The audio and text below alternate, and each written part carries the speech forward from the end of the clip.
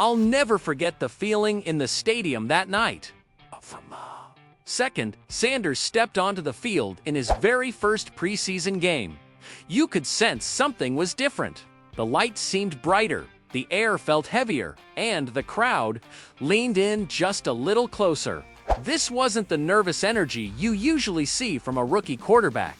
No, this was a young man who had been preparing for this exact moment his whole life. Every snap was decisive. Every throw had conviction. He didn't just run the offense. He took control of it. And for those 4 quarters, it looked like Cleveland might have finally found their quarterback of the future. The kind of player who doesn't just fill a position but reshapes the identity of a franchise.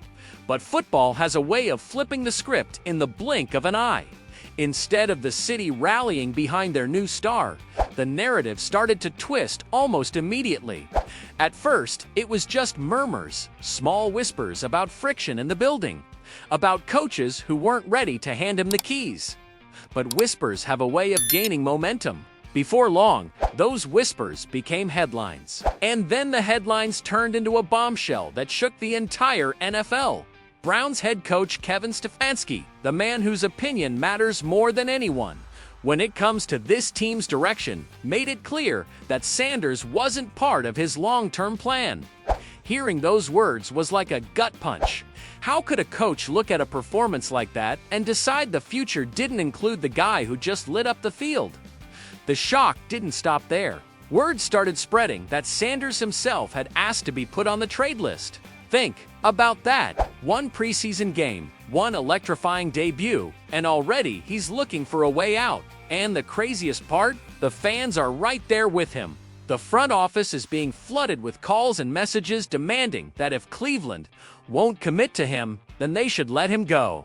Social media is in overdrive. Analysts across the country are weighing in. And what started as a Browns story is now a league-wide drama.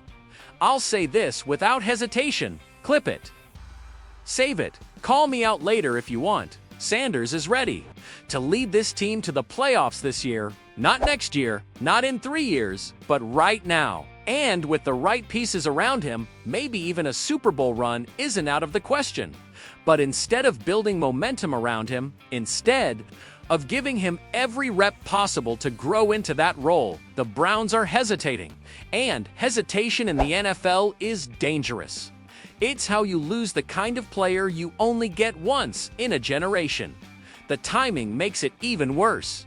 If Sanders doesn't get meaningful starting reps in these final preseason games, it's not just a missed opportunity, it's a step backward. We've already seen what happens when he's trusted with the offense. He plays with rhythm, with poise, and with the kind of natural leadership you can't teach. Keeping him on the sidelines now would be like putting a lid on a fire that's just starting to burn. It's not just bad football strategy. It's actively stunting the development of a potential franchise quarterback. Even Shannon Sharpe weighed in, and honestly, he hit the nail on the head. He said, "Stop telling me what the kid can't do. Your job as a coach is to put players in position to succeed. Find what they can do and build on it." And he's right. And in Stefanski's most recent press conference, almost every comment about Sanders was focused on what's wrong, what needs to be fixed, what's missing from his game. Not a word about his strengths, his growth, or the fact that he's already shown the ability to perform at a high level under pressure. It's like the upside doesn't even register in the conversation. And so here we are, a rookie quarterback who has already proven he belongs in the NFL, a fan base desperate for change, a head coach who doesn't seem to see the future standing right in front of him. This isn't just a football decision anymore, it's a crossroads. For the entire franchise, if the Browns get this wrong, they won't just lose a quarterback. They'll lose the spark, the hope, and maybe the only real shot they've had in years to change their story. And I'm telling you right now, if that happens, this city won't forget it. Before we dive into everything that's been unfolding, I want you to hear this for yourself. Not from me, not from the headlines, but straight from Kevin Stefanski's mouth. I thought the guys did a really nice job of Sanders and operating the guys making plays. So, again, a ton to teach off of them. That's it. That's the full answer. No spark. No real conviction. It's no genuine excitement over what we all just watched happen on that field. If that's praise, it's the most half-baked praise I've heard in a long time. And then, as if on cue, he pivots to the worn-out safety net every coach falls back on. There's still a lot to work on. Really, coach? That's all you've got after a rookie just marched into his first NFL appearance and absolutely lit the place on fire. We're talking about a debut that had fans buzzing, analysts leaning forward in their seats, and opponents whispering on the sidelines. And your reaction is a lukewarm nod and a reminder to work on things. Because I watched that game, and I know you did too, and everything you said he couldn't do, he did. Poise, check. Accuracy, under pressure. Command of the offense, check. He was doing things in real time that you told us weren't in his toolbox yet. Not only did he pull it off, he made it look natural. This isn't new either. We've seen it before, at Jackson State, at Colorado. The stage changes, the competition changes, but the result stays the same. Sanders delivers, and then you've got Uncle O, who came out and said exactly what I've been thinking since the final whistle.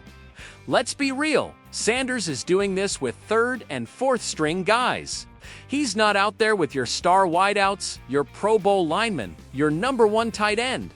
He hasn't had the chemistry that comes from working with the starters.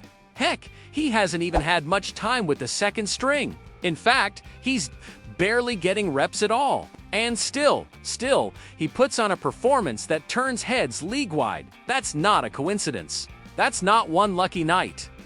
That's the mark of a quarterback who has been quietly sharpening his blade, waiting for the moment when he gets to swing it. But here's where this story gets less about football and more about politics.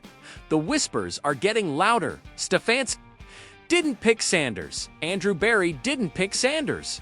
This was a Jimmy Haslam pick. And when a player comes in who wasn't your guy, sometimes the evaluation gets cloudy. The leash gets shorter. The opportunities get tighter. It stops being about who gives you the best chance to win and starts being about whose vision is going to lead the franchise. And now, we've reached the breaking point. Sanders has officially asked to be put on the trade list. Think about that. We're not talking about a disgruntled vet with a decade of baggage. This is a rookie who just made one of the most eye-opening preseason debuts in recent memory. And he's already looking for the exit. This isn't just a get-me-out-of-here moment, it's a statement. It's Sanders saying, I know what I'm capable of, and if you won't give me the platform to show it, I'll find somewhere that will. That's not immaturity. That's ambition. That's self-belief. That's a young quarterback taking control of his career before it gets stuck in neutral. And believe me, teams are watching. The Rams are already sniffing around, and you can bet there are more. Teams that understand exactly what kind of potential they'd be getting if they pulled the trigger.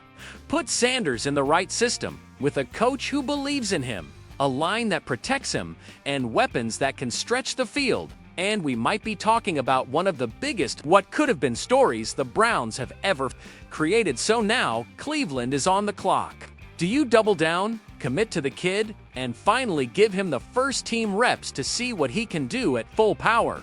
Or do you cut ties, take the draft picks, and pray you don't see him carving up your defense in another jersey a year from now?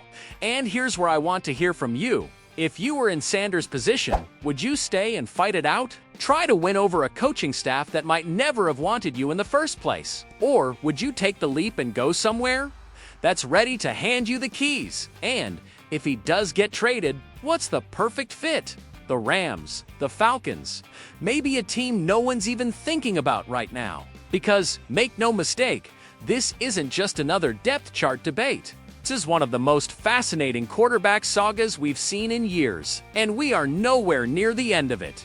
And if you've been locked in with me all the way to this point, you already know this story is just heating up.